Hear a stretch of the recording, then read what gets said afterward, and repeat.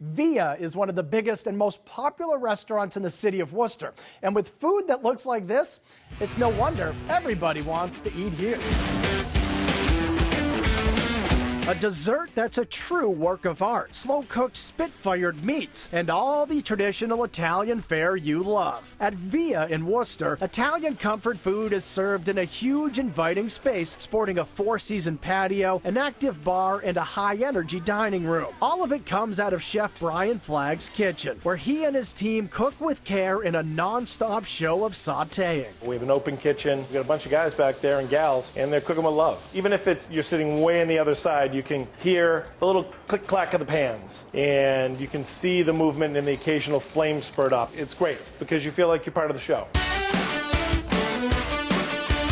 There are traditional ways to start your meal, like Via's charcuterie board, loaded with cured meats and carefully selected cheeses, or thin crust pizzas that are perfect to share. But if you want an app that's truly original, try the PLT and Mozzarella Tower. Yes, that's PLT. The PLT was a fun little play on the BLT, of course, and what we end up doing here is a crisp piece of prosciutto, hence the P, a vine-ripe beefsteak tomato, lobster, a little bit of mozzarella. It's sort of your traditional caprese salad meets surf and turf. If you actually do want surf, turf, and some pasta too, Via has it all presented on one plate, featuring butter poached lobster, rotisserie roasted tenderloin, and soul-satisfying pappardelle bolognese. You have a little bit of each. You can kind of go, okay, I'm going to have a little lobster, I'm going to have a little bit of filet, I'm going to have some pasta, and it's a nice little way to kind of graze. Another entree which has a little something for everyone is the Ragu of Italian meats. Served in a cast iron skillet, this dish has everything from slow-cooked pork to sausage to chicken and meatballs. This is like a nice little carnivore's delight because you get a little bit of everything. Everything kind of gets married together, slow-cooked and simmered together and served with pasta, and you end up having really nice pasta dish. It's kind of an interesting way to eat. All your bites are kind of different.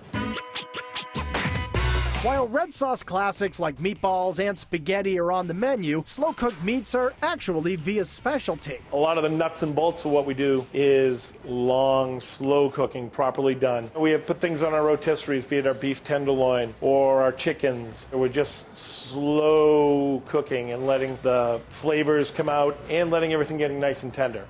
And if you take your time and do things right, you definitely notice the difference. So dishes like the suckling pig are slow roasted for 12 hours and served in a rich reduction sauce with carrots and Tuscan roasted potatoes. Cooking slowly is also crucial to Via's fork tender braised short ribs. Eating the short ribs is a very savory experience because it's slow braised and you end up having this true beef reduction sauce, which is just the braising liquid that's been down and it's almost glazing and glossing this big short rib. It's nice and shiny and rich, and as if that isn't rich enough, the thing that really gives you the, okay, I need a nap when I'm done, is the gnocchi, which we toss with some gorgonzola and cream. It's a really delicious dish.